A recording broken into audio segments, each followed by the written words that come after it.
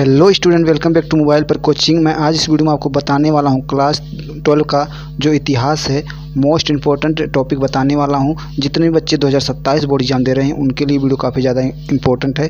UP board वाले exam 2027 के लिए काफ़ी ज़्यादा इंपॉर्टेंट है, यूपी बोर्ड वालों के लिए है ये, ठीक है। इसके बाद देखिए महत्वपूर्ण टॉपिक रहेगा इसका इतिहास, जो है इतिहास का महत्वपूर्ण टॉपिक है। और देखिए इसमें जो आपको है पहला टॉपिक है हड़प्पा सभ्यता की प्रमुख विशेषताओं का वर्णन, ठीक है। ये हड़प्पा पहला पार्ट से लिया गया है, हड़प्पा सभ्यता का प्रमुख विशेषताओं का वर्णन करिए। उसके बाद दूसरा टॉपिक है हड़प्पा कालीन सामाजिक भिन्नता क्या है, ठीक है। मोस्ट इम्पोर्टेंट टॉपिक है ये, आप लोग जितना बताऊंगा सब इम्पोर्टेंट ही टॉपिक है। और इसके बाद देखिए तीसरा है सिंधु घाटी की सभ्यता का प्रमुख तत्वों का निरूपण कीजिए, ठीक है। ये भी काफ़ी ज़्यादा इंपॉर्टेंट है, 2027 बोर्ड एग्जाम में आपको देखने को जरूर मिलेगा। इंपॉर्टेंट ये टॉपिक है, जितना बताऊंगा सब इंपॉर्टेंट रहेगा।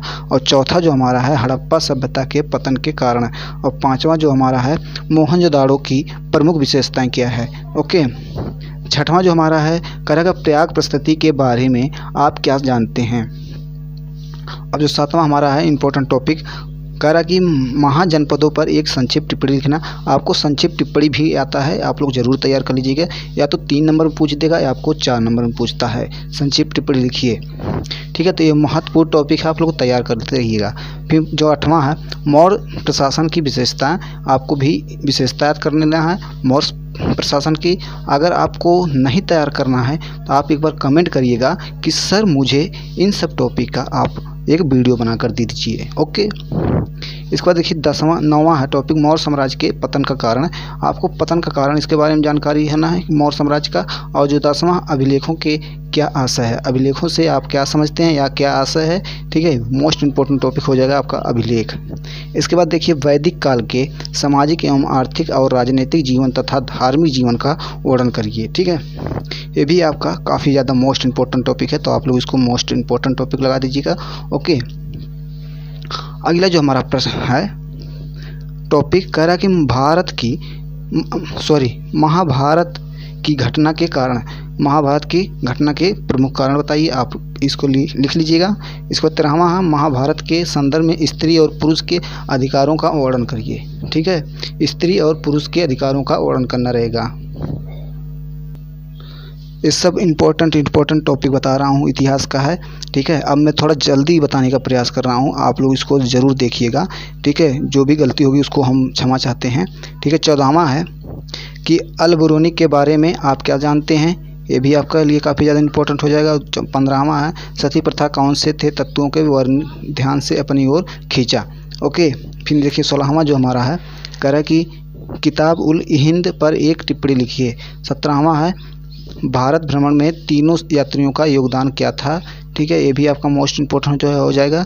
इसके बाद देखिए 18वां भगवत संप्रदाय क्या है।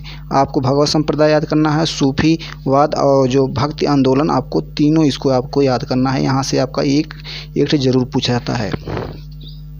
इसके बाद 21वां है विजयनगर साम्राज्य के मंदिरों की विशेषताएं, आपको तैयार कर लेना है। फिर विजयनगर साम्राज्य के पतन के कारण आपको तैयार करना है। फिर विजयनगर साम्राज्य के सामाजिक एवं सांस्कृतिक जीवन पर प्रकाश।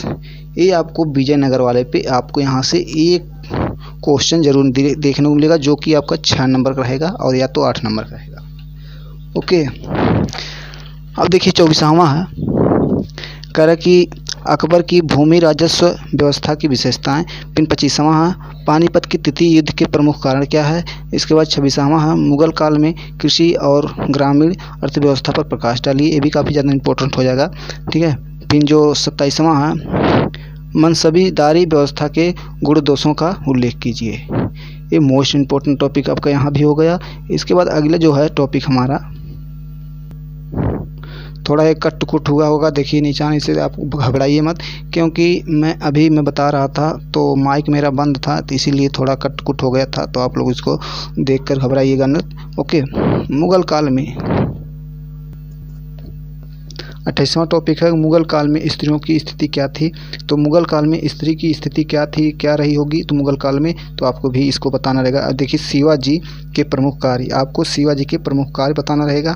ये तो मोस्ट इम्पोर्टेंट टॉपिक हो जाएगा आपका, ठीक है, प्रमुख कार्य। इसके बाद जहांगीर के शासनकाल में जहांगीर के शासनकाल में नूरजहाँ के महत्व को प्रकाश डालिए। ये भी काफ़ी ज़्यादा इंपॉर्टेंट हो जाएगा। 31वां है मुगल कालीन चित्रकला का विवेचना कीजिए। विवेचना करना रहेगा आपको, ठीक है, मुगल कालीन की चित्रकला पर। इसके बाद दिया है 32वां 1855 के संथाल विद्रोह के कारण, ठीक है, संथाल विद्रोह क्या कारण था 1855 में, आपको इसको बताना रहेगा। इसके बाद दिया है 33 भारत में ब्रिटिश भू राजस्व नीति की प्रमुख विशेषताएं, ठीक है, भारत में ब्रिटिश भू राजस्व की नीति की प्रमुख विशेषता आपको बताना रहेगा। ये 100% आपका बोर्ड परीक्षा में देखने को जरूर मिलेगा। इसके बाद देखिए कह रहा कि 1857 का विद्रोहियों का उद्देश्य स्पष्ट कीजिए। 1857 का विद्रोहियों का उद्देश्य स्पष्ट कीजिए, क्या उद्देश्य रहा होगा उनका, ठीक है। 35वां देखिए 1857 के विद्रोह का कारण बताइए, कारण बताना रहेगा और परिणाम भी बताना रहेगा, ठीक है। आप लोग परिणाम भी पढ़ लीजिए और जो कारण भी पढ़ लीजिएगा। इसके बाद 36 है सहायक संधि प्रणाली से आप क्या समझते हैं। 37वां है कि खिलाफत आंदोलन से आप क्या समझते हैं।